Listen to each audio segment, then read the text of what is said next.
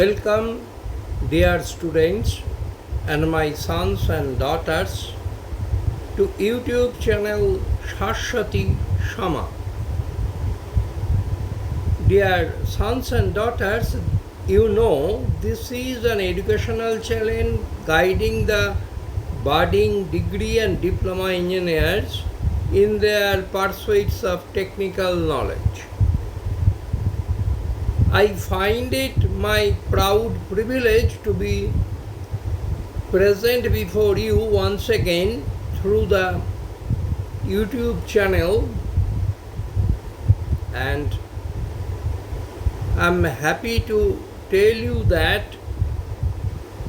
a large cross-section of students have viewed the previous video and gave their applause after going to the end of the video. After watching the video to the end, they have applauded me, and I think those who are new will go to the end of the video and will not forget to leave comments in the comment box, and will not forget to press the like button, subscription button and the bell icon. Now, before I start our today's discussion, I like to confess one thing before you for a mistake which I have made in the last video. While in a flow of talking, I made this mistake. I told you that electrical power is equal to voltage into current into cos phi. I told this cos phi to be phase difference, but this cos phi is power factor. This mistake is totally unintentional and unfortunate. I beg pardon for this mistake, and I will be alert not to make such a silly mistake even while talking in a flow. Now, today we will discuss a few aspects of mechanical and electrical units. Now, you may ask me, what is the importance of unit? Why it should be discussed before any scientific and technical discussion?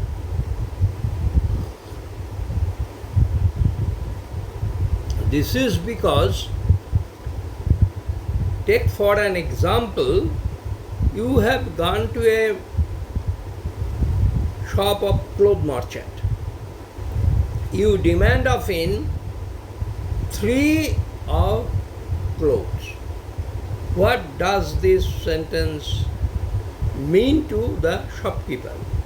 He will not understand what exactly you are wanting. 3 of clothes. What does this 3 of clothes mean to him? It means many things to him.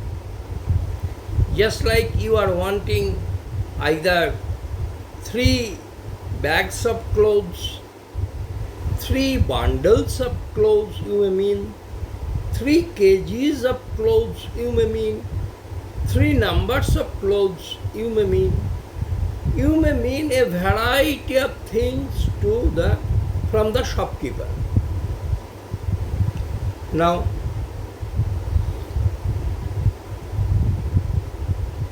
what the shopkeeper will give to you, you will be simply puzzled. But if instead of 3 of clothes, you say 3 meters of cloth, then the shopkeeper, the cloth merchant, comes to the point, and he understands clearly that you want 3 times the unit measure of 1 meter. Similarly, suppose you have gone to a grocery shop. There you ask the shopkeeper to give you 5 of oil. What does this mean to him? He is puzzled to understand what exactly you are wanting of him. But instead, if you say, give me 5 liters of mustard oil, then he understands clearly that you are wanting 5 times the base unit of oil, that is 1 liter. 5 times of 1 liter. He has got a measure of 1 liter, and he will give you that measure of oil 5 times, and it makes 5 liter.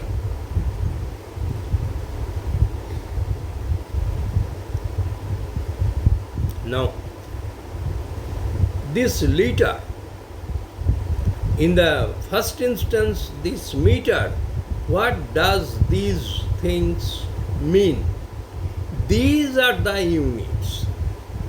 So, in every work of our scientific, technical, and also in our daily life, we are always using units, either of mass or of length or of time, and so on.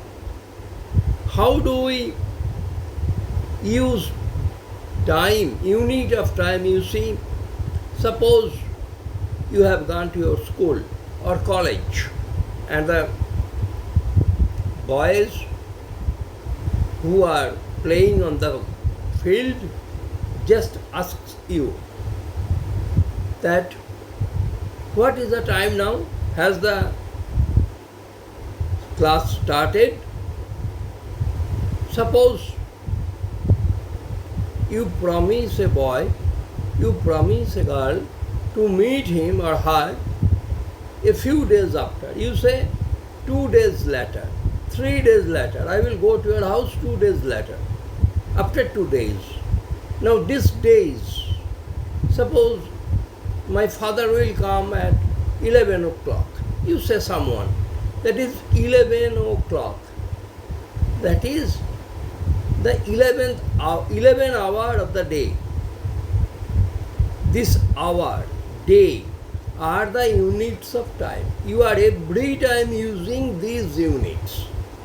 These units are a particular standard amount of a quantity which is universally accepted, easily reproducible throughout the world, and also it is very accessible, easily accessible, and it is used in as easily as anything else. Then this standard amount of quantity, or if you say physical quantity, is called the unit.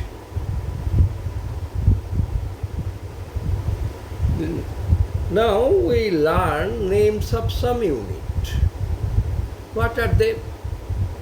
Suppose length is the unit. Length is the quantity of whose unit is, say, meter. Meter per second. This is also a name of unit. Meter per second square. This is also a name of unit. Newton meter. This is also a name of unit. The other units are, you say, candela. This is the name of a unit. Ampere. This is the name of a unit. And so on. Now, my dear sons and daughters, what is physical quantity? Very shortly to be presented before you, I tell, anything that is measurable is physical quantity. Now you may say, we weigh, we weigh water, we weigh rice, we weigh oil. Then all these are quantities? No. We weigh to find weight of the water, rice, oil, etc. So rice, water, oil are the materials. but their weight is the physical quantity. And this physical quantity is expressed through the combination of two things. One is a numeral and the other one is the unit. This unit gives a basic idea of how much quantity of substance you are trying to buy from the shopkeeper, and shopkeeper understands how much quantity of the thing you are demanding from the numeral and the unit. Now, this quantity, it is physical quantity. Why it is called physical quantity? Because it is available in the physical world, or you can perceive them through your five senses, which are not perceptible through the five senses and cannot be measured, are not the physical quantities and are not discussed in the realm of science or technology. Now, these quantities, that is length, mass, time, that is velocity, etc., all these things are quantities and they are measured by different units.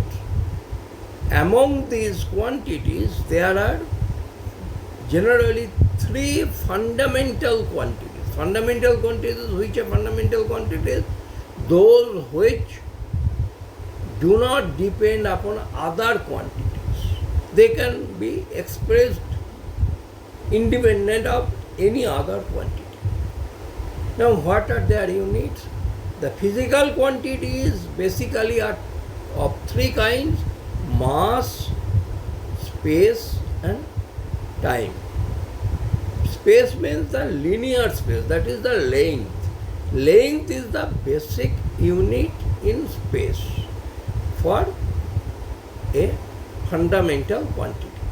Now, you see, apart from these four quantities, fundamental quantities or base quantities, there are four other base quantities. That is one, current density, that is fifth is temperature, sixth is the mole, and seventh is the candela. Now, these units, their units are, you see, luminous intensity. I told you the candela is the unit of luminous intensity. Now, what is the unit of mass? The unit of mass is, in CGS unit is gram, in MKS unit is kg, and in FPS unit it is pound. What are the units of length?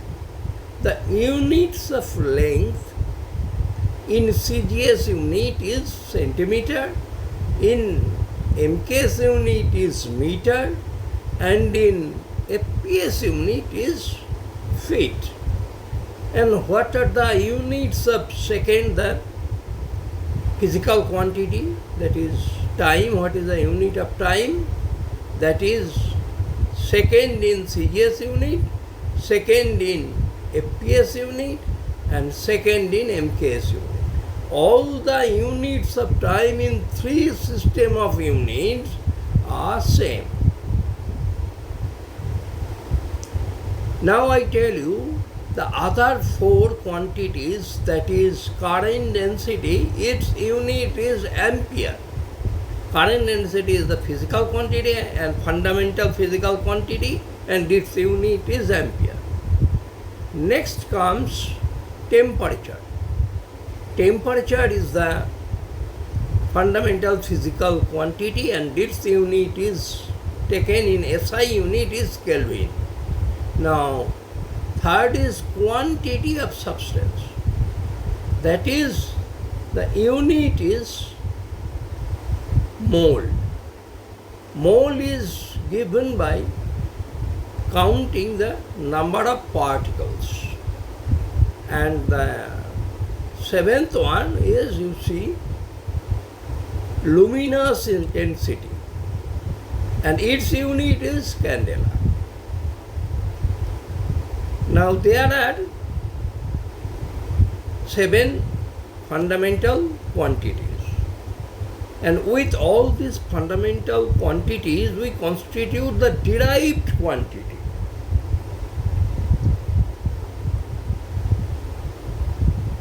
What are the derived quantities? Suppose I told you earlier, velocity is the derived quantity. Velocity is meter per second. This is the unit of velocity in MKS unit. In CGS unit, centimeter per second. In FPS unit, feet per second. This is the unit of derived quantity, velocity, and it is called meter per second, feet per second or centimeter per second is called the derived unit.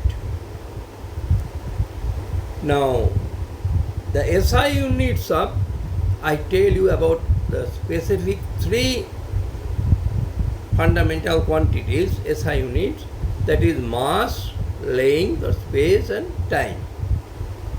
Now, what is the unit of mass in SI units is kg. SI unit is System International D unit. Now, kg is the unit, SI unit of mass. A platinum iridium alloy preserved in Bureau of International Bureau of Weights and Measures, Paris, there a platinum iridium cylinder is preserved and its weight is the prototype kg. Now, what is the length of, what is the unit of length in SI unit? That is, it is a number of wavelengths of krypton 86 gas when heated, and then it is allowed to emit orange yellow radiation or the light, then this radiation has got a certain number of wavelengths or waves that constitute 1 meter. And how many waves are there in the total 1 meter? That is 1650763.73 number of waves of this light emitted by krypton 86 gas when heated and then allowed to emit light. Then this light waves, number of light waves is 1650763.73 number of waves constitute a length called 1 meter in SI unit. And the time, for simply speaking, the cesium atom 133, cesium atom 133 makes an oscillation 9192 631,770. This number of oscillations of an atom of cesium 133 element is called the time taken by this number of vibration is the time 1 second. Now, I very briefly discuss about the concept of particle and point.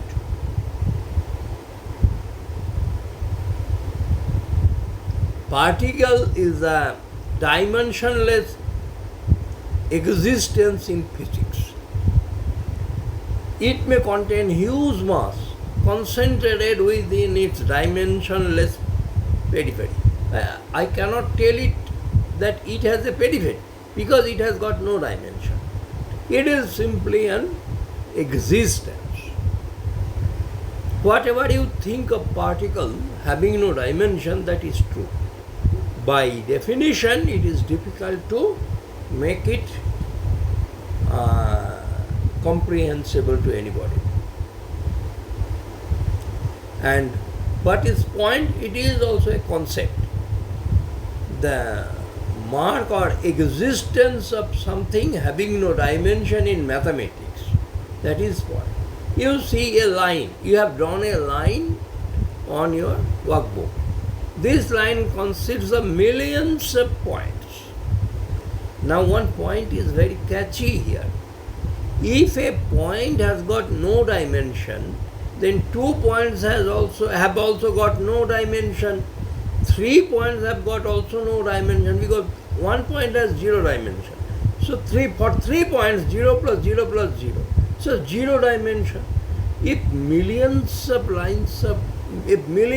points are drawn side by side, are marked side by side, then they have no dimension. Each of them has no dimension, 0 dimension. So 1 point has 0 dimension. So 1 million points have 0 into 1 million is equal to 0 dimension. Then how do you draw a line? You can draw a line physically, but point does not exist with physical dimension. How is it possible that you can draw a line by points? That line also will have the 0 dimension. The answer is very simple. When you mark a point on the workbook of yours, then what happens? The point has got some finite dimension, length, breadth, and in the two-dimensional figure it is length and breadth. Very small. You cannot make out of it any dimension, but it has got some dimension, some length and some breadth. Very, very small, but it has some definite dimension. So, if you make millions and millions of points, it will make a line because it's very small. Suppose how small? A line contains, suppose, 3 trillion of points. Its length is, suppose, 1 centimeter. Divide 1 centimeter by 1 trillion. Then 1 point will have the dimension, that amount of centimeter. There are smaller units of centimeter, angstrom, etc. So you can easily understand that a point may have 10 to the minus 6 angstrom, but it is a finite value. Now, I skip to the next part. How heat and work are defined and related. I will just superficially touch upon the points just to contain my discussion within a fixed framework of time. What is heat? Heat is assumed to be, or heat is understood to be, a condition of a body which gives you a sense of hot or cold. That means, you see, if you have put, I am discussing everything with the examples. You see, you have put a saucepan on a oven, on a lit up oven, and there is some water in the oven, in that pot and on the oven, in that saucepan and on the oven. After some time, you just touch the handle of the saucepan.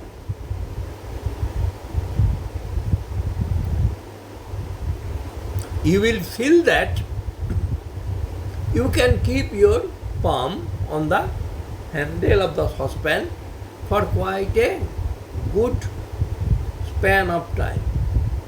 But the time as it wears on, the handle of the saucepan will be, as you will feel, will get hotter. That means it is gathering heat, energy within itself. And after some time, you will find that the surface of the water that the saucepan was containing is now bubbling. A few minutes ago it was stand still. Now it is bubbling. That means something is entering into the saucepan and the water, which makes the handle of the saucepan not touchable just because it is beyond the capacity to touch it. We cannot bear to hold it because it is hot, and the water surface is bubbling from the standstill condition. Now, this what has entered the water and the saucepan is heat. Heat has entered the water and the saucepan from the fire of the oven. Now, what is work? Work is defined to be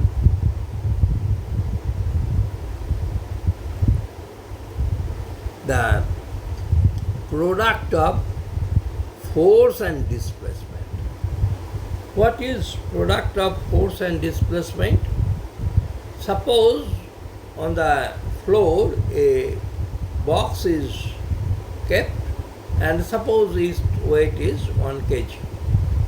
You push this box by a force F, and the box moves through 1 meter or L length. The box is displaced by length L. Then F into L is the amount of work done on the box. This is called work. Now, as I told you about heat in the first case, I give you its unit. Now, what is the unit of heat?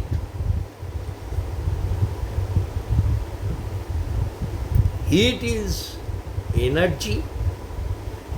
You cannot hold heat energy somewhere without allowing a part of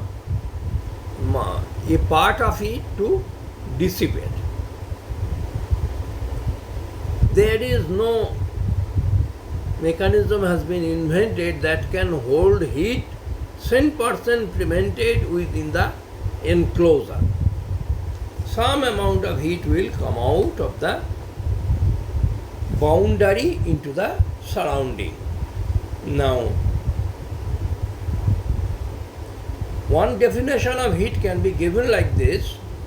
The heat is, you say, total potential and kinetic energy of the atoms or molecules of a substance.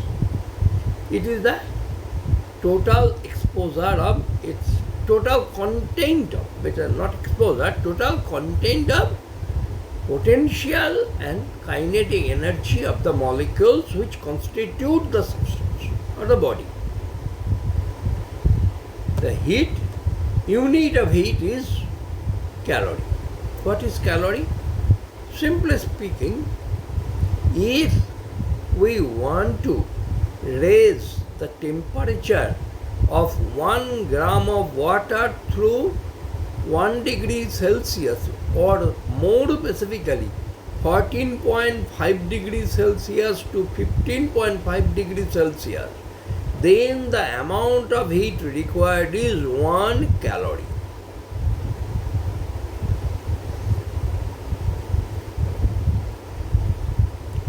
Now there is two quantities. One is heat capacity, one is specific heat. What is heat capacity?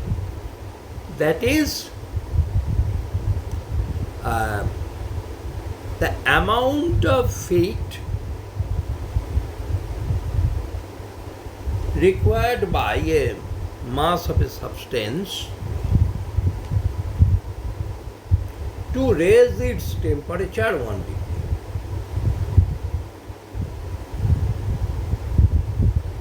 It is given by ms, that is mass into specific heat. What is specific heat? That if a body requires that amount of heat to raise its temperature of 1 gram or unit mass through unit temperature, that is the specific heat of that substance. That means, suppose I tell you that 1 gram of a substance requires X calorie of heat to raise its temperature through 1 degree Celsius. Then X is the specific heat of that body or of that material by which a body has been made. And heat capacity is that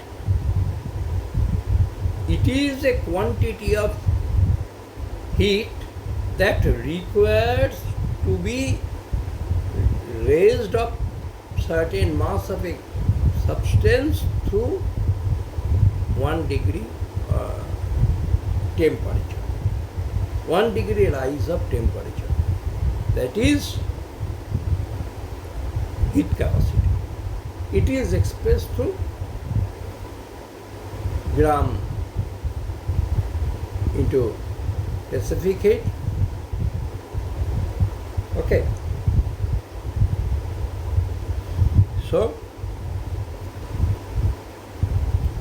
heat capacity is the amount of heat a body can hold, or amount of heat is required to raise the temperature to 1 degree of a certain mass of a body.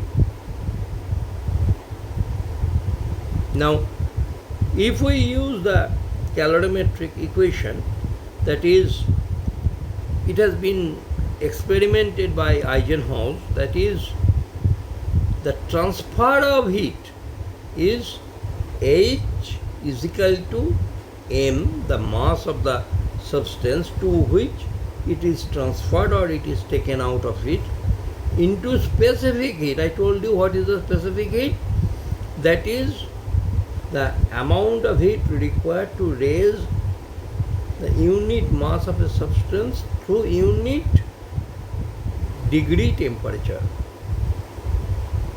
Now, H is equal to ms delta T. Now, when delta T is unit, then heat transfer to a body is m into S. This m into S is the heat capacity.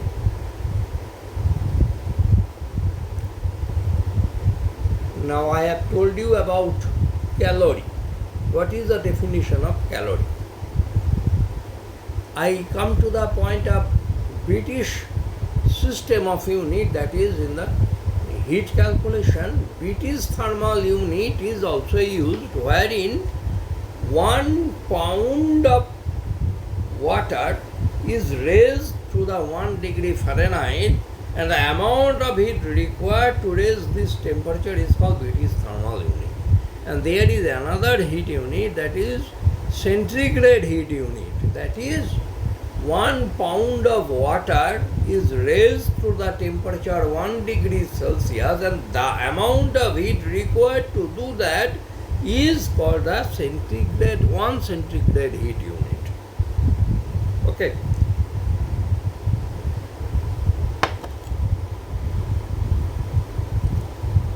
Now I tell you another quantity related with heat energy, that is water equivalent. What is water equivalent?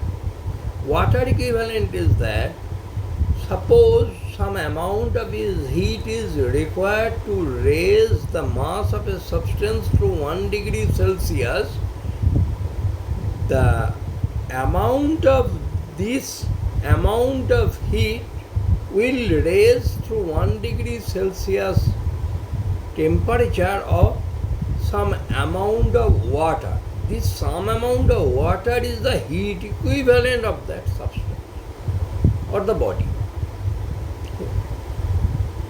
I think it is not clear to you. You see, I have some amount of heat and I give it to some amount of mass of say substance, and its temperature is raised to 1 degree. Now this amount of heat when applied to a mass of certain mass of water, its temperature I find that rises by 1 degree. Then this amount of water is called the water equivalent of that body to which initially I gave that amount of heat to raise its temperature through 1 degree. It is said the heat capacity, the numerical value of heat capacity is equal to the numerical value of water equivalent. Now, water equivalent is expressed through the unit kg or gram or whatever you like to say. In any unit, it can be expressed. Water equivalent. It is the unit of weight, mass actually, not weight, mass. Now, what is the unit of work? If you apply 1 Newton force on 1 kg of a body and displacement due to application of force is 1 meter, then the amount of work done given by product of Newton and meter, nu n into m is equal to J, the joule. So joule is the unit of work. This joule is a bigger unit. A smaller unit is there, that is arc. If 1 dyne force is applied on a gram of mass of body, then if the displacement is 1 centimeter, then the amount of work done is dyne into centimeter is equal to arc. Now what is the relation between joule and arc? Joule is equal to 1 Newton into meter. We change Newton to, you say, gram weight or gram. That is 1 Newton means 1 kg. If a mass 1 kg has got the acceleration 1 meter per second square, we say this body is under the action of 1 Newton force. So Newton means 1 kg into 1 meter per second square, and hence the conversion to CGS unit is 1000 gram into 100 centimeter per second square. Then how much dyne it becomes?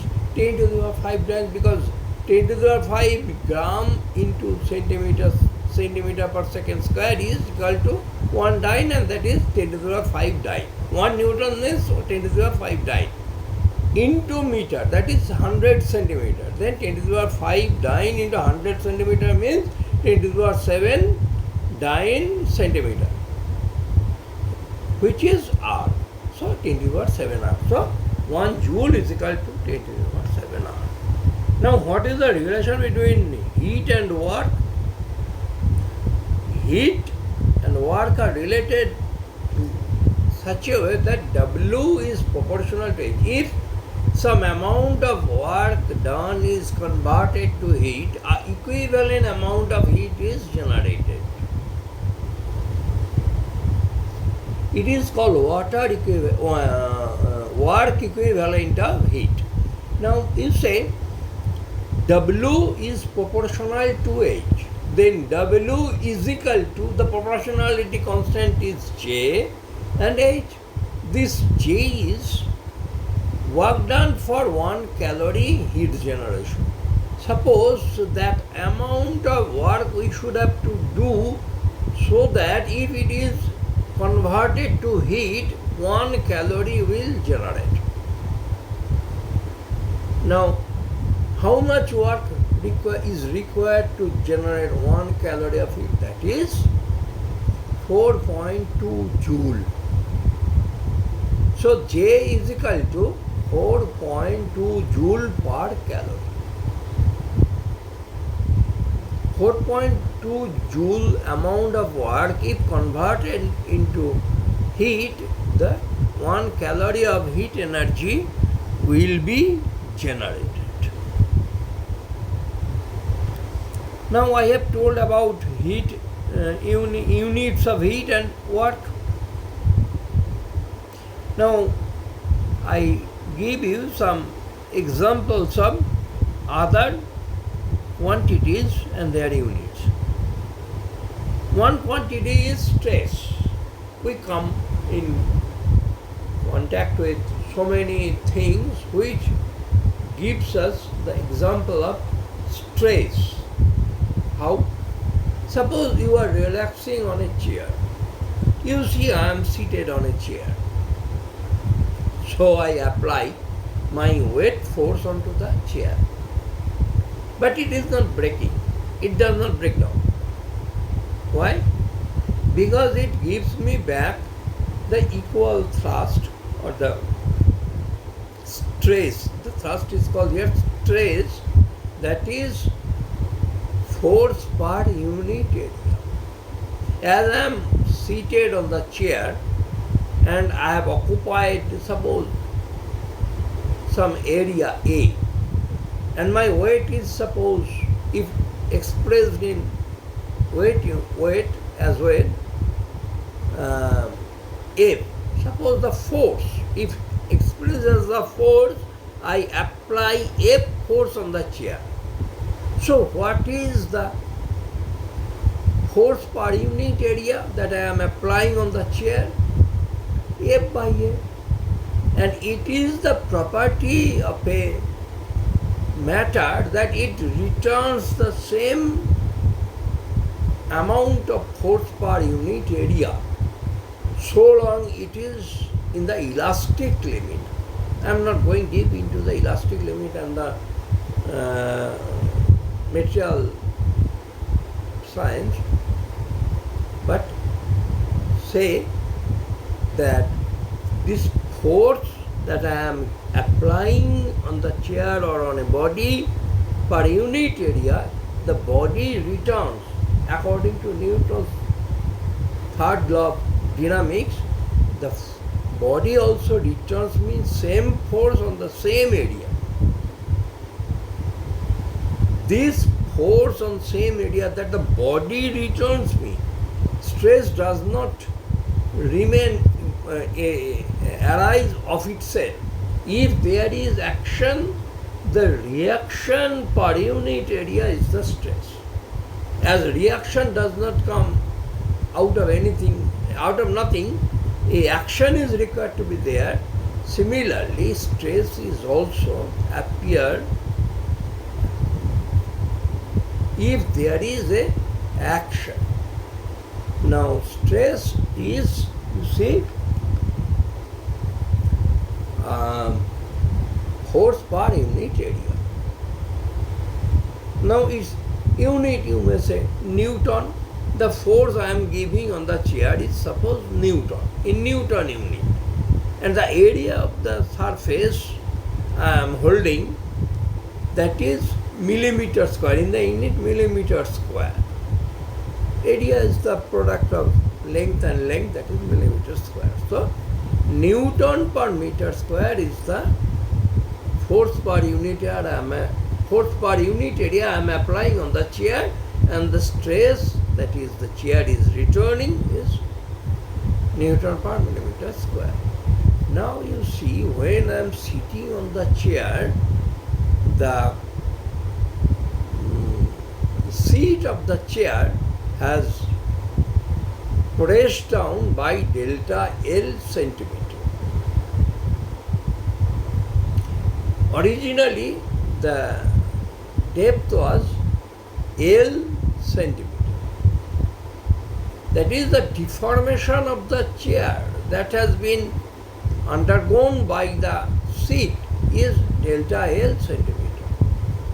Now, strain due to stress or application of my force per unit area is delta L by L. That means strain is a number, is a unitless number. Mind that. Here the strain has got no unit because it is the ratio of two units, that is delta L by L, original length or depth of the sheet, as will be the case. If you place a box against the wall, it will compress by some amount of length, and original length being L, compression being delta L, the compressive strain is delta L by L, and this is a number. Now we come to a very important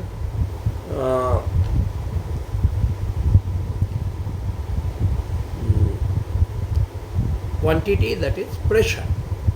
Pressure is related with liquid and gas, that is fluid. Pressure is also force per unit area. If you take a body deep into the water, it will undergo some deformation due to application of pressure by the water column upon it. If its area is A and the force of the water column, or you may say the weight of the water column, this is the weight of the water column, is say F or W, then the pressure will be W by A or F by A.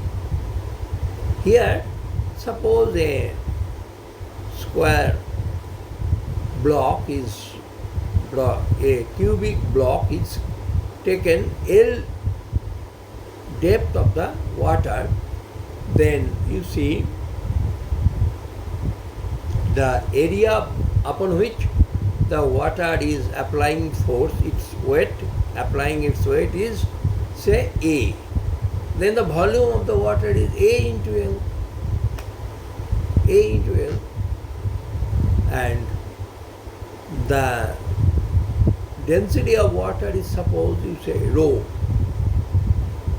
So the mass of the column of the water on the block is AL rho, and the acceleration due to gravity there is G, say G. So the weight of the water column upon the block is AL rho G. Now this is the total force on the square block divided by the area of the block is AL rho G by A. So what is left? L rho G. Now what is L rho G? Laying density of the liquid and the acceleration due to gravity. And this is the pressure. So always mind that if you have to calculate the pressure of a fluid, liquid or gas, you just see, in especially the liquid, the height of the liquid column upon the body and the density of the liquid and the acceleration due to gravity at that point where the body is immersed in the liquid and where the experiment is being done, then depth of the liquid, density of the liquid and acceleration due to gravity, these three things are required to measure the pressure. So far I have discussed about some mechanical aspects of different units, some mechanical units. Now I come to the point of electrons. What are electrons? Electrons is the minute particle. If we break atom, we will reach to nucleus wherein proton and neutron is there, and electron makes a speedy movement surrounding the nucleus. Electron constitute the electricity in the conductor. The flow of electrons is the electricity through the conductor. Flow of electricity through the conductor. Now, if some body has got less number of electrons than what it should have, it is positively charged. And a body having more electrons than it ought to have to be normal or neutral, it is called negatively charged. And if you join a positively charged body with a negatively charged body by a conductor, there will be flow of electron until and unless the voltages are equalized. A positively charged body will create a positive potential and a negatively charged body will create a negative potential, and if they are brought in distance r from each other, there will be a potential difference and there will be a chance of flow of electrons. So electron gives birth to electricity. The electricity word has come from electrons. For the time being, this much of discussion is sufficient for electrons. Now I come to the electrical quantities, that is, first is current. Because we perceive the existence of electrons if there is electrical current in the conductor. What is electrical current? Very simply speaking, I tell you, if some amount of electron flows through the conductor in time t, then the amount of charge flowing per unit time is called the electrical current or current density. Now, you see, suppose 1 coulomb of charge. There are so much electrons and they constitute 1 coulomb of charge. This amount of charge, 1 coulomb charge, is flowing against a cross section of a conductor in time 1 second. That is 1 coulomb in 1 second. This amount of charge, if passes against a cross section of a conductor in 1 unit time, then this flow is called the 1 ampere current. Now what is voltage? Voltage is amount of work done by unit charge. Suppose some unit charge is in the infinity. You bring it to a particular point of a force field, electrical force field. Then the amount of work done to bring it to that point is the potential or the voltage of that point. Generally, the potential difference is called the voltage. Now, potential is generally discussed as the amount of work done on the charge to bring it, unit charge to bring it from infinity to a particular point, and there the potential of that point is the amount of work done to do this transfer. Now, capacitance. What is capacitance? Capacitance is expressed to the unit farad. There is microfarad, picofarad, nanofarad. What is the farad? Now, before that I discuss about the capacitance. What is capacitance? The capacity of a conductor to hold current or charge, not current, charge. A conductor having the capacity to hold charge, and that amount of charge which when given on a conductor produces 1 volt of potential, that is the capacitance of the conductor. Suppose I give it rather simply. Suppose Q amount of charge is brought to a certain point of a field when V amount of volt, V is expressed through volt, V volt potential is V amount of work is done or V volt potential is generated. Then V volt is generated in bringing Q charge. Then 1 volt of potential will be generated to bring Q by V charge. This Q by V is given by capacitance of that body, and it is expressed by Farad. 1 Farad means 1 coulomb by 1 volt. Okay. Now inductance. What is inductance? If a source of current, particularly the alternating current, sends current in a conductor, then this current, while flowing through the conductor, due to magnetic effect of current, will produce magnetic lines of force. These magnetic lines of force will produce a back EMF, which will, according to Lenz's law, will resist the current. Will resist the current that is trying to flow through the conductor.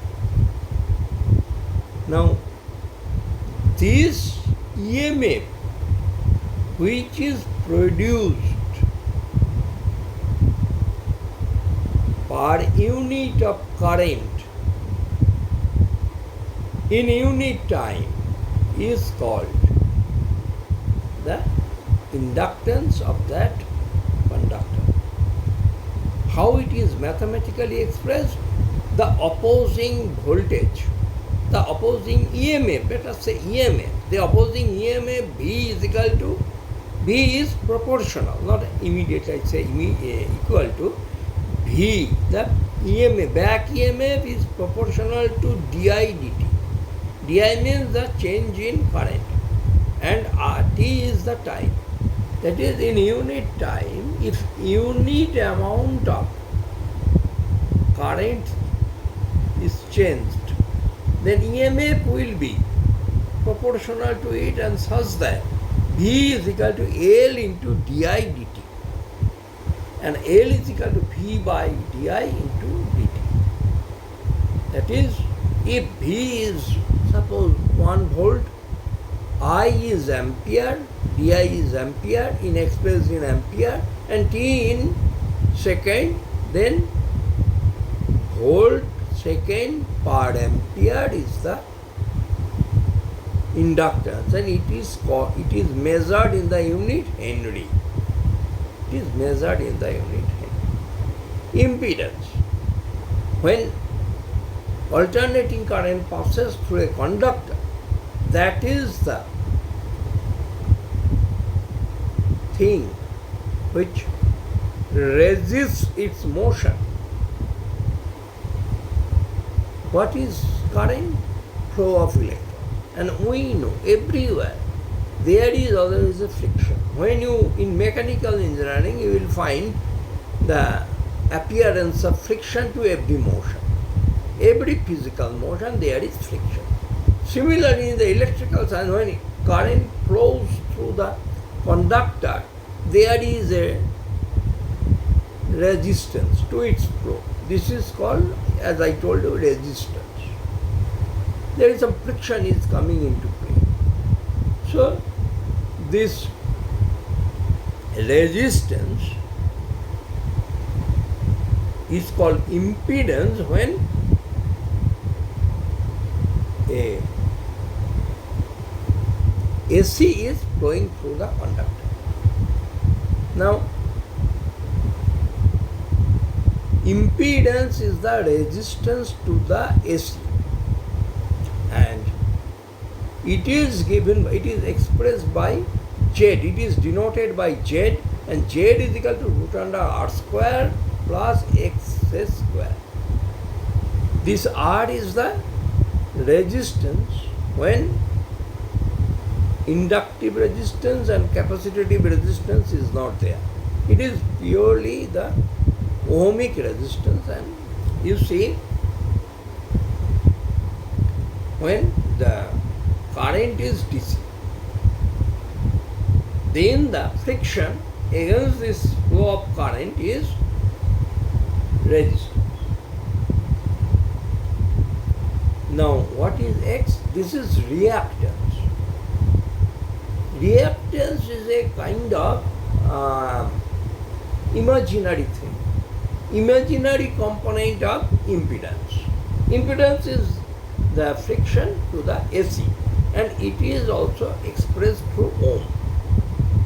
Resistance is the friction when DC is passing, and that is also expressed in ohm. Obviously, for the dimensional homogeneity, it will be ohm, and X is also ohm. But the resistance is there which dissipates power. But when reactance is there, that is inductive reactance and capacitive reactance, these are the two kinds of reactances. This reactance is the imaginary part of impedance. That means it produces no power, dissipation. And the difference comes into the equation. That is, Z is equal to root under R square plus XL minus XC whole square. XL is the inductive reactance, XL is the inductive reactance, and XC is the capacitive reactance. Now, reactance is also expressed through ohm. Now I come to permeability. What is permeability? Permeability is the measure of easiness by which a medium allows the magnetic lines of force spread through it. Suppose there is a magnet. As there is a magnet, there are so many lines of forces. Suppose surrounding medium is ferromagnetic. Then what will happen? The permeability limit will be very high. That the medium allows very, very favorably the lines of force to spread through it. Now there are paramagnetic substances. The permeability is just greater than 1. That means it very sparingly allows the lines of force to spread through it. And there is a diamagnetic substance. What will happen? The permeability will be 0. That is, the magnetic flux density divided by magnetic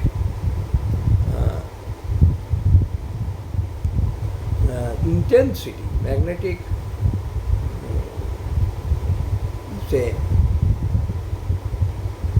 magnetic field intensity, B by H is equal to mu. B is the magnetic flux density and H is the magnetic field intensity. Their ratio is mu. Now you see, for ferromagnetic atmosphere, B by H will be very, very high. The magnetic flux, what is the meaning of flux? The nearness of so many lines of forces.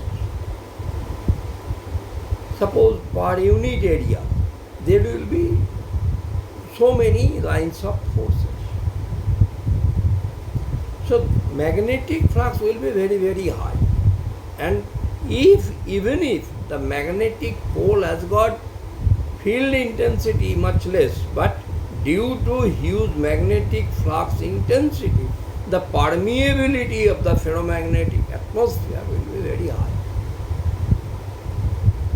If paramagnetic, the magnetic field intensity, even if it is the same, the flux density will be less. That means in unit area, the number of lines of force will be less. That means the medium does not support. I was searching this word in my mind, that is support. The medium is not supporting well the number of forces to be many in unit area. That is the flux. The flux is very sparse. That is not very congested. And so the magnetic permeability is nearly 1. And when it is diamagnetic, it is not allowing any magnetic lines of force to exist there. That is repelling. That is two north poles have come in front of each other, or south poles have come in front of each other. Just like that. And it is just throwing away the magnetic lines of force to go out of their periphery. And hence it is zero. The permeability is zero. Its unit is, say, farad per meter. Or you may say it Newton per ammeter square, or Weber per ammeter meter. Now, permittivity. What is permittivity? Permittivity is the quality of a medium which considers the how much permission it will give to the lines of force of a charged body. Very similar to the permeability of a magnet.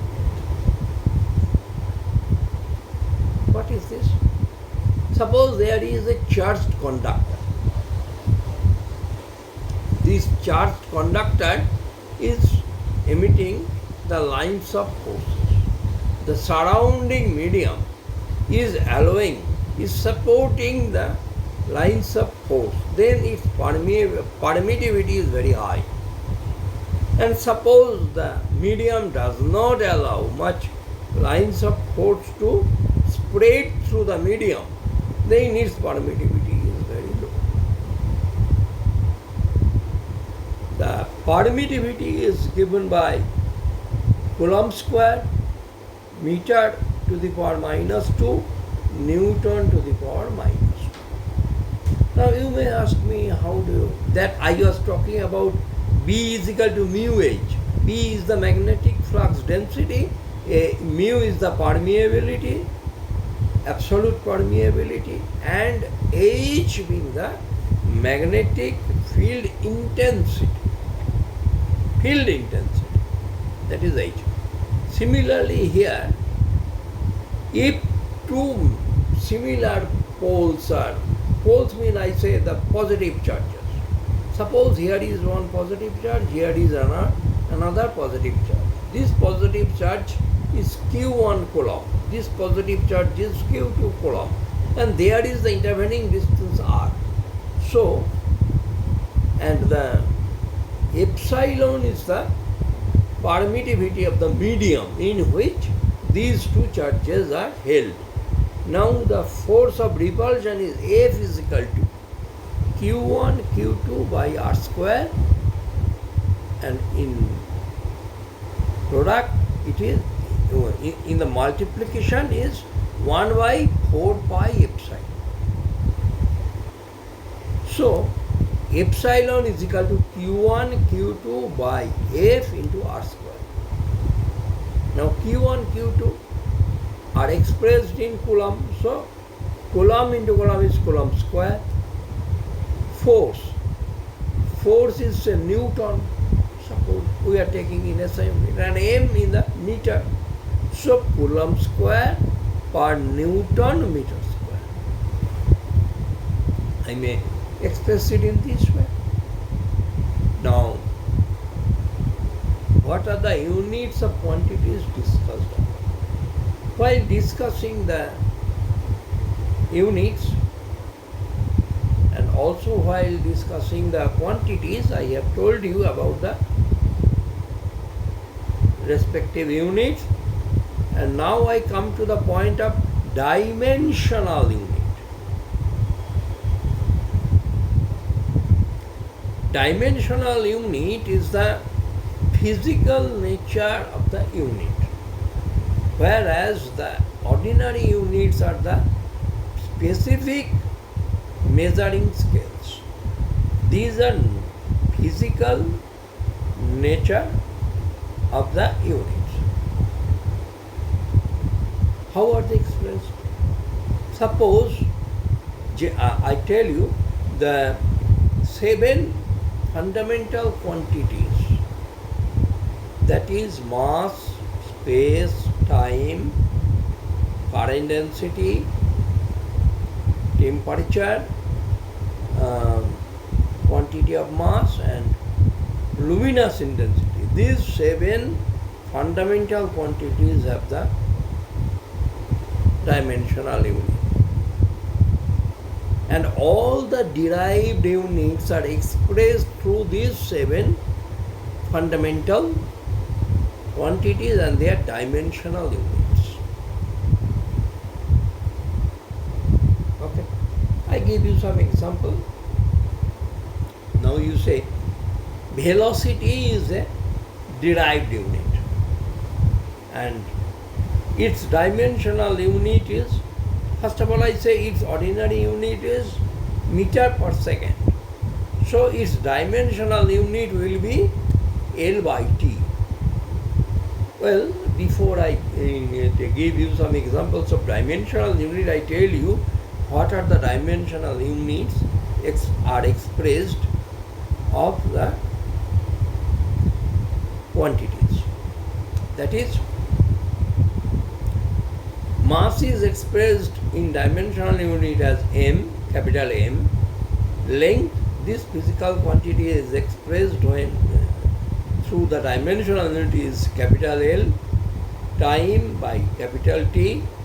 Ampere by A, that is current density.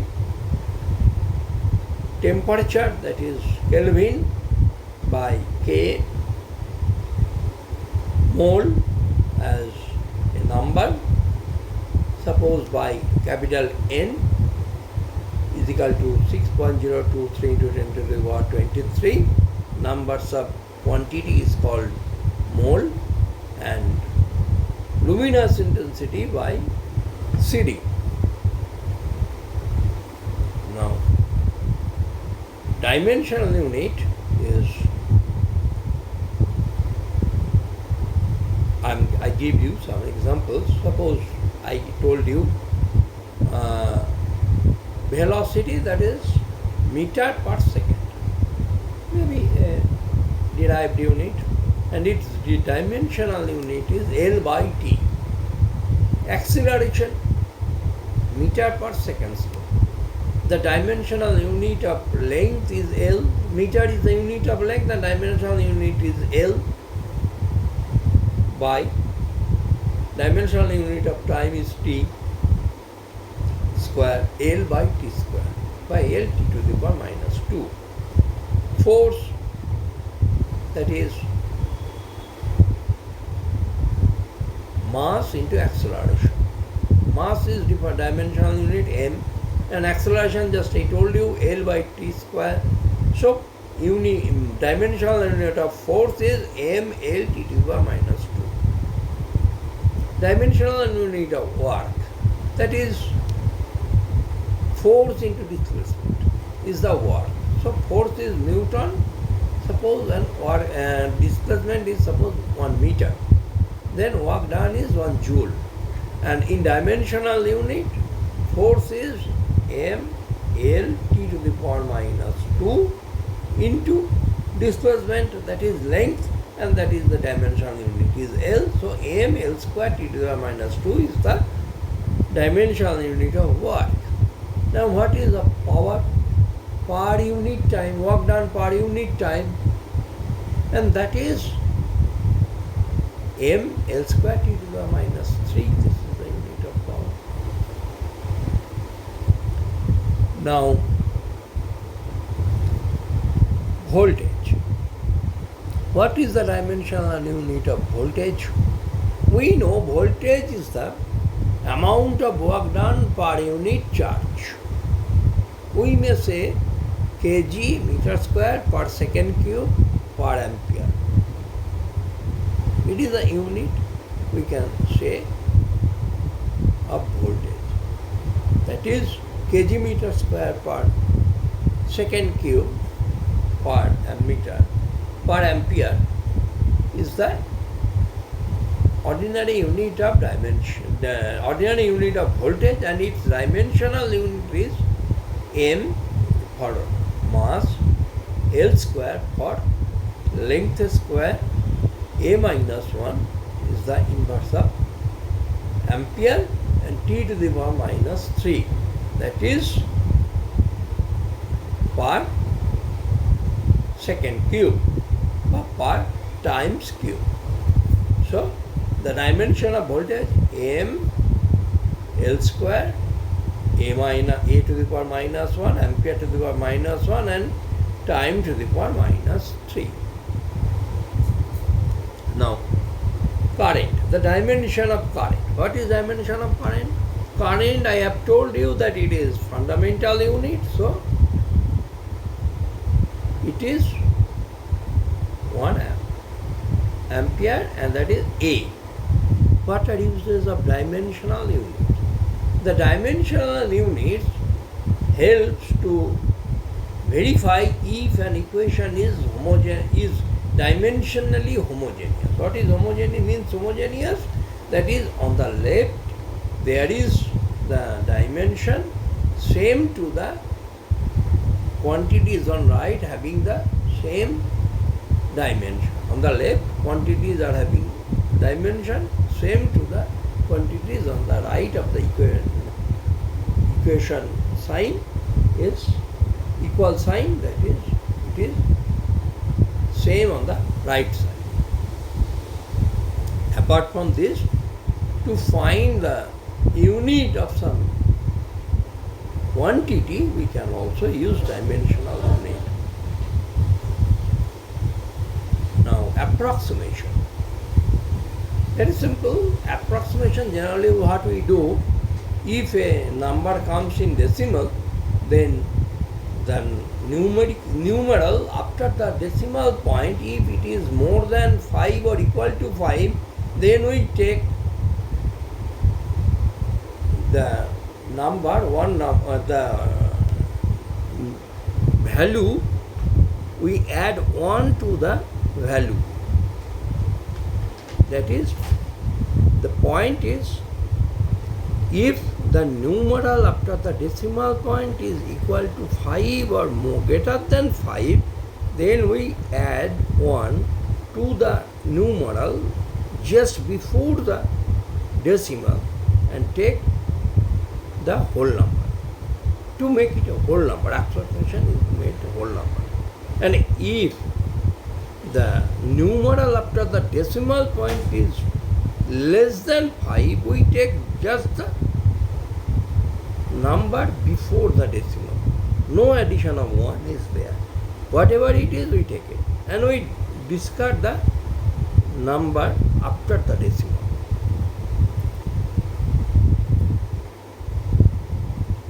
Now I discuss about the instruments. Very shortly I tell you, the length is measured by scale, and for very precision and accurate measurement we use slide caliper, vernier caliper, etc. And the weight we measure by common balance, the mass we measure by common balance, we measure the weight by spring balance, and You see, we measure inductance, capacitance, etc. by LCR meter.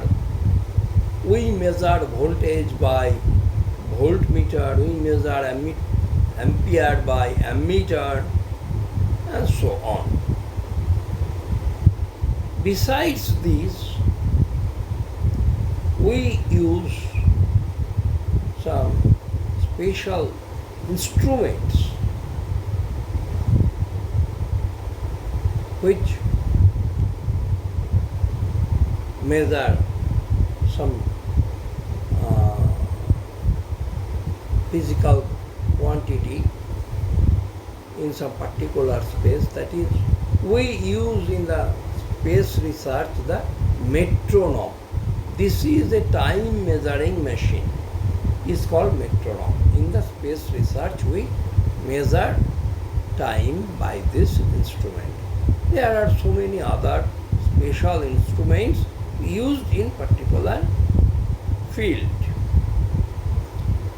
Lastly, we come to metrology. What is metrology? Metrology is the science of measurement.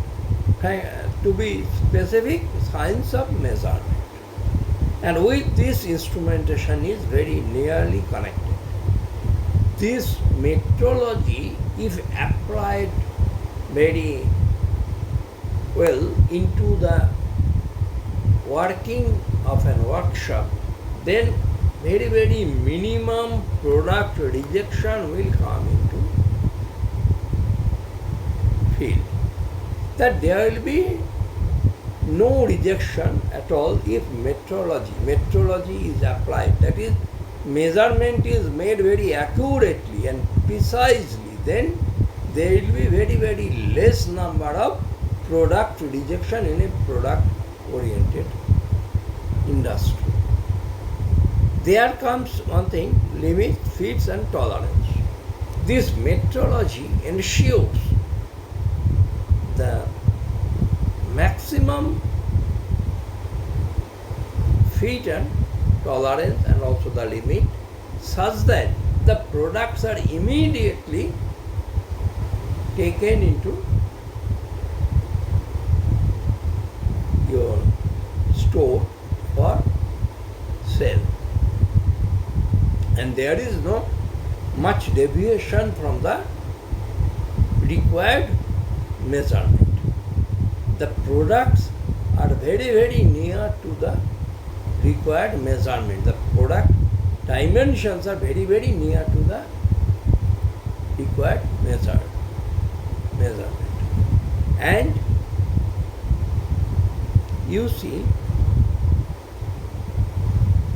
there are so many, I told you, so many instruments are there used in the workshops to measure different dimensions of the product. Metrology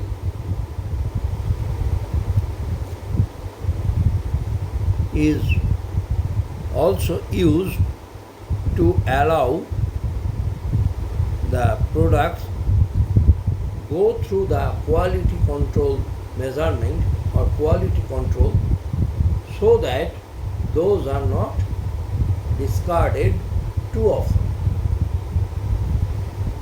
Now, my dear sons and daughters, I have discussed to some extent the aspects of use of units with reference to metrology. I have tried to give you idea about some physical quantities and their units, their dimensional units, utility of dimensional unit, and so on. And I think you have enjoyed the class or the discussion. I don't say it a class, it is a discussion. And do not forget to leave your comments, bad or good, whatever you felt while going through this discussion. And do not forget to uh, press the subscription button, like button and the bell icon, and will not forget to boost me for making the videos like this in future. Thank you, my dear sons and daughters. Wish you best of luck.